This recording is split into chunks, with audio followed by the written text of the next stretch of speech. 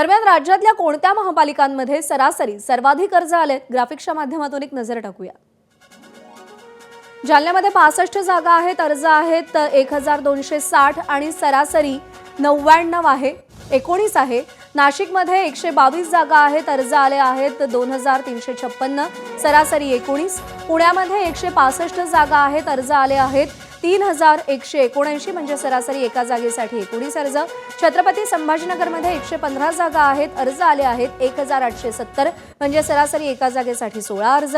पिंपरी चिंचवडमध्ये 128 जागा आहेत, अर्ज आले आहेत 1993, एका जागेसाठी सरासरी 15 अर्ज। एबीपी माझा, उघडा डोळे बघा नीट।